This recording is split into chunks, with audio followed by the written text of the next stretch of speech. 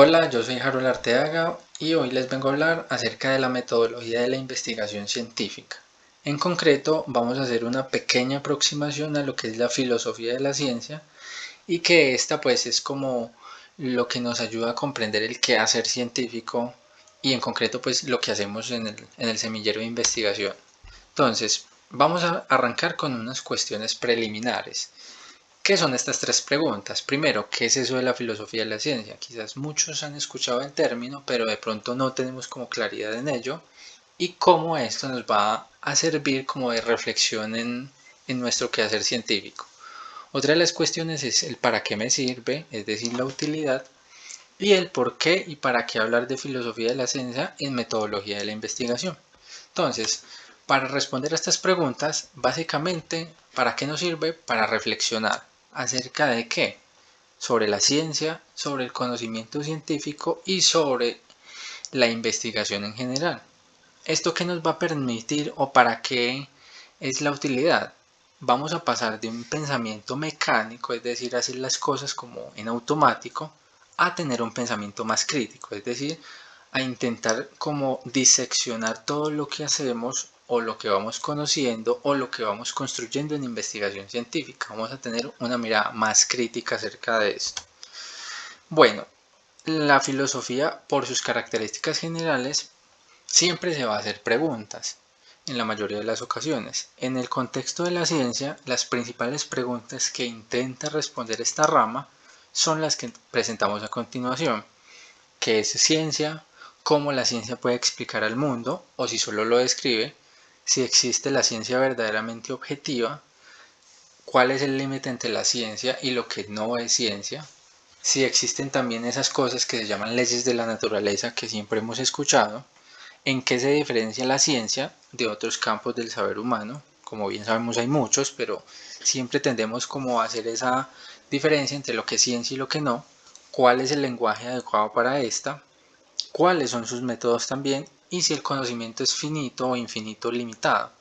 Y unas grandes preguntas que por supuesto son como incognoscibles, es decir, muy difíciles de conocer es si podemos llegar a conocerlo todo. Esto se queda más en el ámbito pues como de la filosofía especulativa, pero también es una de las grandes preguntas que intenta responder.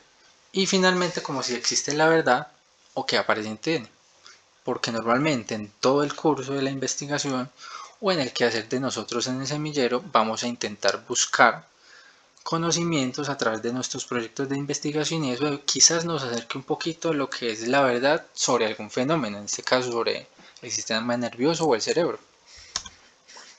Bueno, dentro de la evolución de la metodología como un contexto histórico, vamos a mirar cómo ha sido ese pensamiento científico desde la antigüedad hasta nuestros tiempos, haciendo pues un salto histórico muy grande. Empezamos siempre con Pitágoras, que para Pitágoras el conocimiento científico, cómo evaluaba él el quehacer científico era a través de los números y las proporciones entre ellos.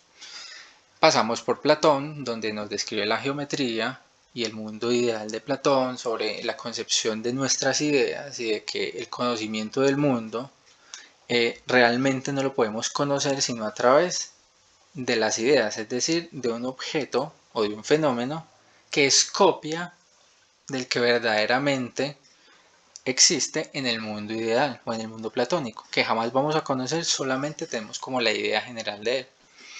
Pasamos luego a Aristóteles, que nos hereda una gran tradición en la lógica deductiva, que es prácticamente toda la lógica que se escribe hoy en día, el principio de los axiomas, el de hacer las deducciones a partir de ellos y ir construyendo lo que él llamó los silogismos, es decir, cadenas de argumentos que vamos construyendo para llegar a una verdad que queremos construir. Luego pasamos a Euclides con el método axiomático de coger toda la geometría de la época y volverla a través de principios básicos, principios que son muy evidentes. Eso quiere decir la palabra axioma, que son enunciados o proposiciones o frases que son tan evidentes que no necesitan una demostración y que si yo las voy uniendo y combinando voy obteniendo otro tipo de verdades, por así decirlo, y vamos completando como el conocimiento científico. Luego pasamos a la Edad Media con Guillermo de Ockham y su famoso postulado de la navaja de Ockham, que es como si yo tengo dos fenómenos que coexisten en el mismo sentido y se comportan como de una manera global muy parecida, entonces para poder explicarlos y que están relacionados, la explicación más simple lo explicaría todo. Básicamente en eso reposa ese principio. Pasamos luego a Copérnico con su idea del heliocentrismo y decir que ya el Sol era el centro de nuestro universo, o al menos de nuestro sistema planetario. Pasamos a Kepler con sus leyes del movimiento. Copérnico nos dijo como, bueno, cómo están ubicados. Ya Kepler nos dice cómo se mueven esas cosas, cómo se mueven los planetas. Y finalmente pasamos a Galileo Galilei, que es el fundador de la ciencia moderna, y con su aplicación por primera vez en la ciencia, en la historia de la ciencia, de las matemáticas a la física. Y nos dice, en realidad todo el universo está escrito en el lenguaje de la ciencia, en el lenguaje de las matemáticas, solo es extraer esas propiedades y empezar a construir los postulados o todas las teorías científicas. Y por último tenemos a Francis Bacon, el gran inaugurador, aunque por supuestamente precedido por los anteriores, del método científico que conocemos actualmente, el que yo observo, hago un experimento, construyo una hipótesis, si esa hipótesis resulta verdadera, pues confirmo el experimento y si no, vuelvo y repito el ciclo. Y pasamos a uno de los grandes inauguradores de la ciencia moderna, que es Isaac Newton, que nos deja lo que antes se conocía como filosofía natural y que hoy en día conocemos como física. Y para él, por ejemplo, para poder estudiar o para tener esos métodos científicos para evaluar los fenómenos, decía estas cosas, como primero, no admitir más causas que las que son verdaderas y bastan para la explicación de los fenómenos, es decir, solamente y de manera objetiva extraer las causas que probablemente son inherentes a esos fenómenos y no extraer otras que realmente sobran. Y en cuanto sea posible, esas causas atribuirlas a idénticos efectos naturales, es decir, todas esas partes están conectadas. Y considerar como propiedades de todos los cuerpos aquellas que no pueden ser aumentadas ni disminuidas, ya que se encuentran en todos los cuerpos, y que es posible experimentar con ellos, realizar experimentos, diseñarlos, porque esas propiedades de esos cuerpos no se conocen más que por experimentación, es decir, por la parte empírica, por la parte que yo puedo experimentar o conocer con los sentidos. Y en filosofía experimental, tener por verdades aquellas proposiciones, es decir, aquellos enunciados inferidos por inducción a partir de los mismos fenómenos. Inducción es decir, coger a partir de un caso particular e ir construyendo todo el fenómeno global. Y con esto entonces tenemos un primer esquema de cómo podría ser la metodología científica o la metodología de investigación para llegar a lo que queremos, es decir, a una teoría científica. Primero entonces para Newton parte de los axiomas, como Euclides lo hacía. Entonces los axiomas son esos enunciados que son obvios, que no necesitan demostración y que son muy sencillos. Yo construyo axiomas y a partir de ellos construyo las proposiciones, que ya son una combinación de varios axiomas. Dentro de todas esas proposiciones voy construyendo las leyes que rigen ese fenómeno que yo esté analizando. Posterior a eso construyo unos principios básicos del funcionamiento de eso a través de lo que ya deduje. Y por último, la reunión de varios principios de un mismo fenómeno consolidan una teoría científica, que es lo que en últimas queremos llegar con la investigación, e intentar construirla para explicar algún fenómeno de la naturaleza. Luego, a medida que los años pasaron, llegamos al uno de los fundadores del modernismo, que fue René Descartes, y que nos dejó lo que se conoce como la duda metódica.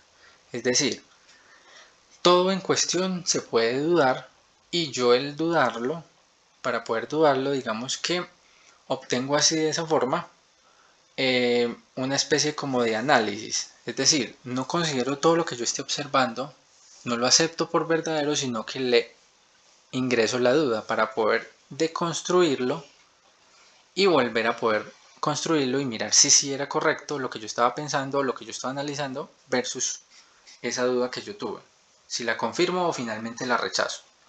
Luego tenemos el empirismo por David Hume, que es listo. Descartes nos dejó la racionalidad, el método racional, es decir, todo se debe analizar por medio de la razón, que es lo que hemos venido haciendo, como tengo una premisa, tengo un enunciado, dudo de él, intento por medios racionales, es decir, del pensamiento, mirar si eso es correcto. Y si finalmente sí, lo compruebo, y si finalmente no, pues lo descarto. Para David Hume no es tanto la racionalidad, sino más bien la capacidad de experimentar, que él llamó la corriente empirista. Es decir, que todo o la mayoría de las cosas se puede comprobar por medio de la experiencia. Si no tenemos el acceso a la experiencia o el acceso a estos fenómenos sensibles, no es posible conocerlos, al menos para este filósofo.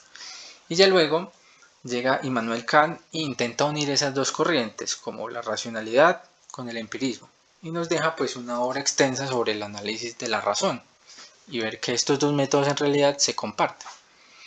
Y en el trasegar de los años, pasando los años, llegamos a un círculo importante que se desarrolló en Viena, que se llamaba el Círculo de Viena, que adecuaba la filosofía del positivismo. Esta filosofía en que consistía básicamente en tener por principio, por doctrina, el conocimiento científico o el método científico. Dentro de los que integraban este Círculo de Viena, cerca de 1930, más o menos esa fecha, digamos que se encontraban el famoso creador del psicoanálisis Sigmund Freud, entre otros, y ellos tenían dos principios básicamente que regían su manera de pensar. Primero, el principio de verificación, es decir, a partir de lo que ya hemos visto, de todas estas corrientes que han surgido, la verificación consta precisamente de verificar con los sentidos o de manera empírica o por la experiencia los datos que vamos obteniendo en un curso de investigación. Es decir, tenemos un fenómeno que queremos estudiar, aplicamos todos los principios de investigación científica y eso nos genera datos. Esos datos hay que contrastarlos o verificarlos con la experiencia o con datos previos que ya se han verificado por medio de los sentidos. Y el principio de uniformidad nos dice como, bueno, si yo descubrí alguna ley natural, por ejemplo una ley física como la ley de la gravedad, esta siempre ha sido la misma a través del tiempo. Así yo me remonte a los años 80, al siglo V, a cualquier parte del tiempo en la historia, esa ley de la gravedad siempre ha existido y se ha comportado de la misma manera. Ya que la describamos en un papel con una fórmula matemática o con alguna cualidad del lenguaje, eso es otra cosa, pero ella siempre ha sido la misma. Y luego tenemos dos corrientes muy importantes dentro de la filosofía de la ciencia, que es el falsacionismo, cuyo representante es Karl Popper, y nos dice que toda teoría científica tiene la capacidad, o al menos si quiere ser teoría científica, de ser falsable. ¿Esto qué quiere decir?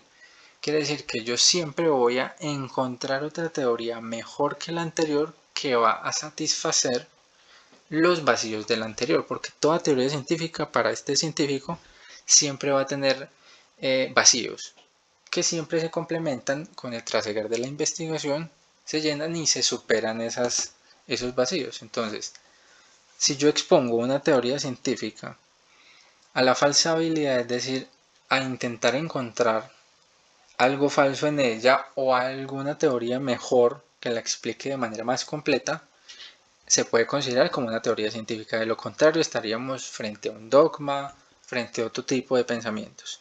Y tenemos al otro que se llama Thomas Kuhn. Y Thomas Kuhn nos trae lo que se llaman los paradigmas y las revoluciones científicas. ¿Eso qué quiere decir? El más grande ejemplo, Einstein y este otro científico que es el creador de la mecánica cuántica.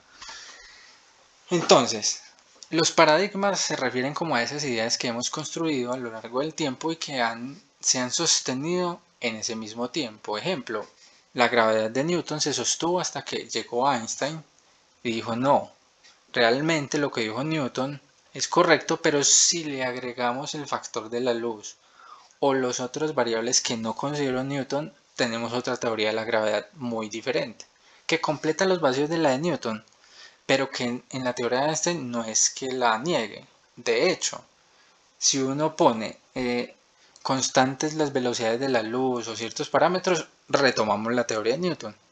Es decir, en la teoría de Einstein está contenida la teoría de la gravitación de Newton. Y Max Planck, que es el creador de la mecánica cuántica, inauguró un nuevo mundo. Veníamos del mundo clásico, donde todo se podía predecir, todo era determinado. Yo podía predecir el tamaño de la luna, la posición de la luna, cualquier astro en el firmamento. Pero a nivel microscópico, es decir, a nivel atómico, las cosas no son tan predecibles. Ya hay grados de incertidumbre, ya no puedo predecir posiciones de partículas en movimientos, ya la cosa depende de probabilidades. Entonces se enfrentan dos mundos, veníamos del mundo clásico determinado, donde todo era exacto, versus la teoría cuántica, donde todo es a partir de probabilidades, es decir, de estadísticas. Y a eso es a lo que llama Thomas Kuhn una revolución científica. Cambiar de un paradigma como el clásico, donde todo se puede determinar, y llegar a otro corriente de pensamiento donde ya no se puede determinar todo, sino que solamente puedo hablar de probabilidades. Entonces, para Thomas Kuhn, los paradigmas científicos o las revoluciones científicas son aquellas que cambian todo ese esquema de pensamiento que hemos venido teniendo. Luego, pasamos como a los métodos de demostración científica. Entonces hemos venido construyendo teorías, elaborando conceptos, elaborando explicaciones de fenómenos, pero ahora cómo las demostramos, cómo las contrastamos. Entonces pasamos del cómo, es decir, de la descripción, al porqué de las cosas, es decir, a explicar cómo se comportan. Entonces, dentro de los métodos de demostración científica más usuales, tenemos los métodos de demostración matemática, por contradicción, resolver por casos, por inducción, métodos directos o por contraejemplos. Tenemos métodos experimentales, entonces diseñamos un experimento, dependiendo del fenómeno que estemos evaluando, miramos las variables, experimentamos, anotamos los resultados y miramos si eso cuando lo volvamos a hacer vuelve a dar lo mismo o guarda diferencias muy pequeñas o muy grandes y si se pueden reproducir las cosas. También la verificación estadística, el término de la reproductibilidad, precisamente lo que hemos venido hablando, de que yo hago un experimento, lo repitan luego de algún tiempo, luego lo vuelvo a repetir y siempre me tiende a dar lo mismo o muy parecido, sin guardar muchas diferencias. Y tenemos los métodos analíticos sintéticos. ¿Estos qué son? El método analítico te coge el problema de investigación y te lo parte en pequeñas partecitas, cosa que cada partecita, como si fueran subproblemas, yo los voy resolviendo de a poquitos porque son más fáciles de resolver que el problema grande en general. Yo cojo el problema, lo parto en pedazos, resuelvo esos pedacitos que son más fáciles de resolver y luego cojo todas esas soluciones y las uno, que eso sería el método sintético. Entonces, analítico, parto en pedacitos el problema, busco soluciones y el sintético es coger esas soluciones y unirlas para tener la solución global de todo el problema. Y dentro de todos estos problemas o dentro de toda esta parte de investigación científica nos vamos a encontrar con dos palabras muy usuales que son las verdades entre comillas y las falacias. Dentro de las falacias, entonces, primero definamos qué es una falacia. Entonces, esta definición es muy interesante. La falacia es un tipo de argumento que es incorrecto, pero normalmente psicológicamente es muy persuasivo. Y esta fuerza de la falacia reside en el carácter convincente que tiene el emisor cuando lo transmite y que tiene la apariencia de estar construido muy bien, pero cuando se analiza, es decir, precisamente cuando se parte en pedacitos, vemos que el paso desde que inició el argumento hasta la conclusión no es el adecuado. Es decir, se saltó reglas de inducción o de respetar las reglas de la lógica, de no contradicción y demás. Y vemos que esas premisas o esos argumentos no son pertinentes para lo que se está queriendo defender. Entonces esto lo vamos a entender con ejemplos. Estas falacias, por cierto, las describió Aristóteles hace mucho tiempo y hoy en día se siguen usando. Entonces, las más comunes. Normalmente estas falacias tienen nombres en latín. Entonces, la primera es ad hominem, o que traduce contra el hombre. Este es un tipo de argumento que por la forma o contenido no está capacitado para sostener la tesis, es decir, la afirmación, y consiste en dar por sentada la falsedad de esta, tomando como argumento quién es el emisor, es decir, quién es el que la transmite. Por ejemplo, los maestros dicen que no aprendemos, pero no hagan caso, los maestros siempre exageran y nunca tienen la razón porque no son dignos de créditos. Entonces como que yo verifico la veracidad o la verdad de esta frase de acuerdo a quien la está diciendo o a quien estoy agrediendo en este caso. Otra frase, los ecologistas dicen que consumimos demasiada energía, pero no hagas caso, porque los ecologistas siempre exageran. Ahí eso es una falacia. ¿Por qué? Porque para poder argumentar estoy recurriendo a exageraciones o a quién es el emisor. Es decir, como los ecologistas no me gustan o no simpatizo con sus ideas, pues tomo eso como referencia para decir que lo que hacen es mentira. Entonces ahí se presenta la falacia porque no estoy teniendo argumentos lógicamente correctos. Otra muy conocida, claro, como a ti no te toca, te parece muy bien la reforma. Está tocando entonces una condición particular. Otra falacia común, que se llama ad baculum o del báculo. Entonces, ¿qué quiere decir esto? El báculo es como un símbolo de poder, se asocia siempre como al poder de una persona, entonces precisamente es un argumento que permite vencer, pero no convencer.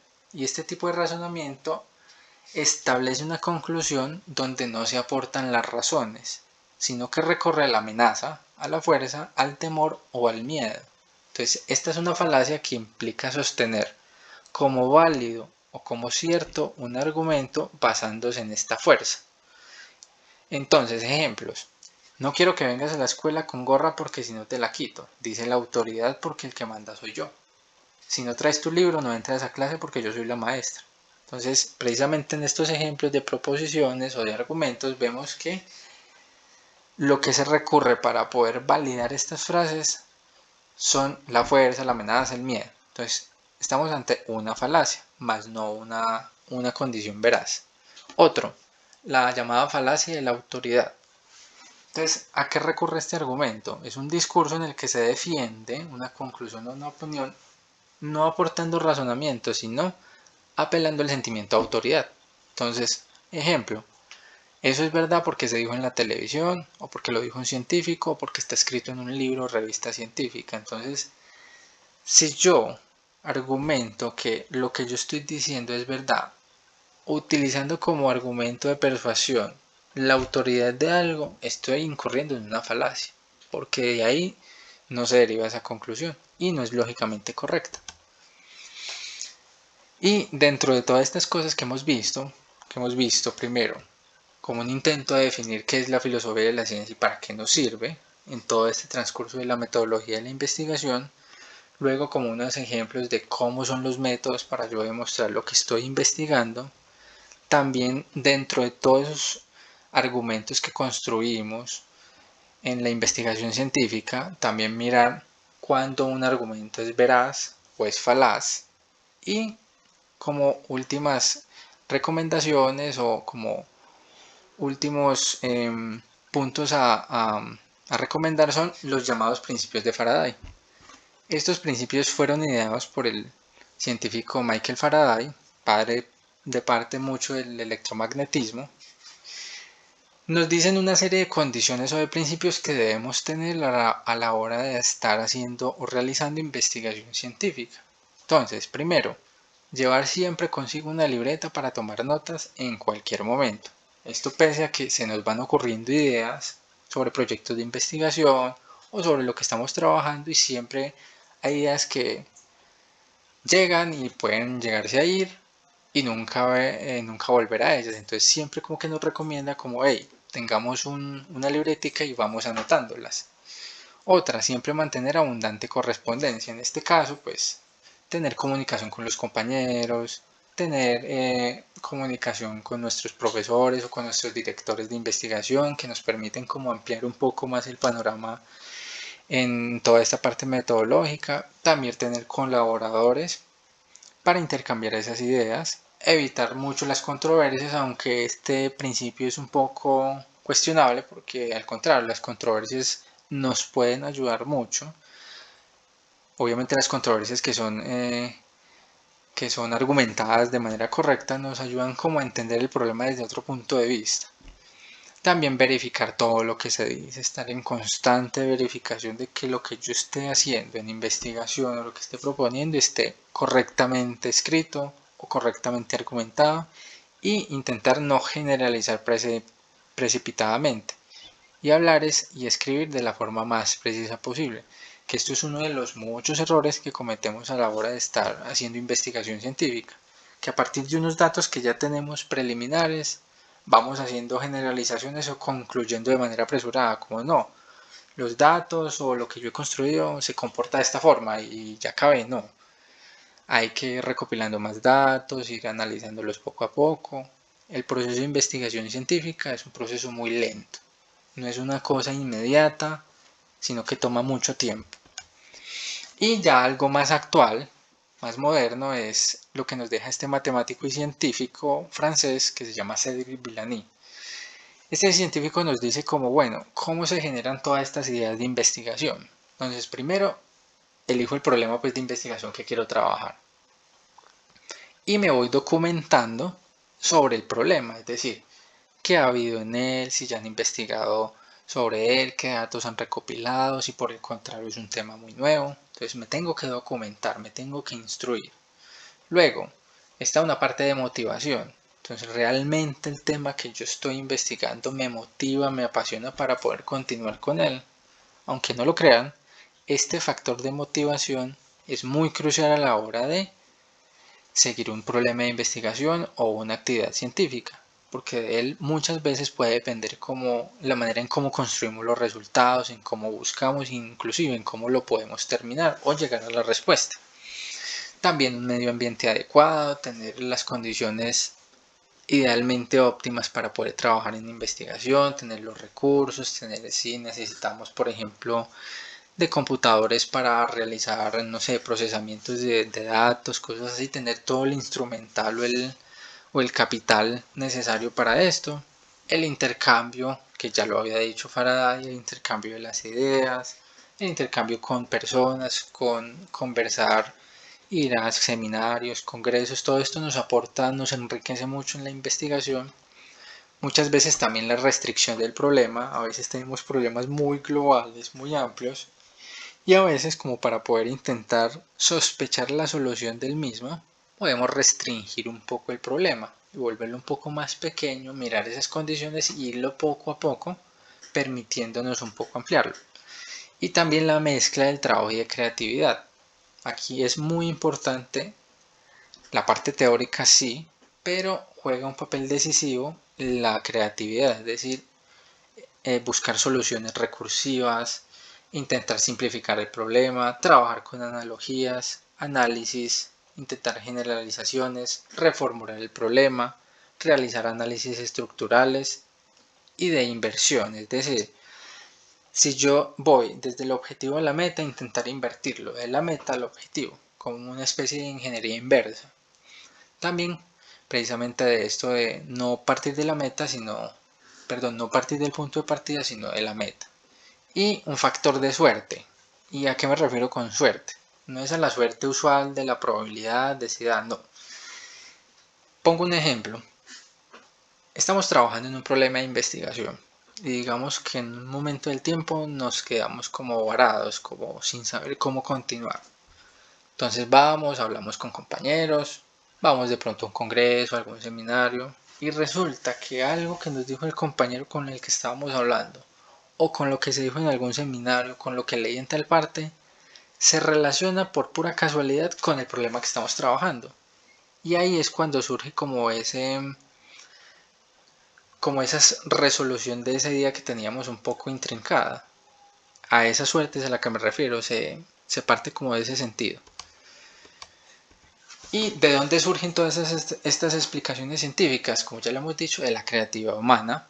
La ciencia necesita hipótesis muchas veces arriesgadas que vayan más allá de los hechos observables. Es decir, necesita mucha creatividad en estas cosas, a veces de contradecir los principios ya establecidos para obtener nuevos, eso sí, con argumentos y no deportivamente hacerlo por hacer. Y por último, les dejo esta frase del matemático alemán Gauss, que nos dice un poco, nos hace una reflexión precisamente sobre todo el transcurso de la investigación y la metodología científica. Nos dice, no es el conocimiento, sino el acto de aprender, y no la posesión, sino el acto de llegar a ella, lo que concede el mayor disfrute. Entonces, realmente no realicemos investigación científica solamente por el conocimiento per se, sino más por ese acto como de adquirir esas metodologías de aprendizaje, de disfrutarlo, de cómo llegar al problema, de cómo llegar a la solución, de todos esos pasos intermedios que muchas veces se nos olvidan y que realmente ese es el mayor goce de la ciencia. Esta es un poco la bibliografía que se puede revisar con respecto a toda esta parte de filosofía de la ciencia y metodología de la investigación. Y muchas gracias.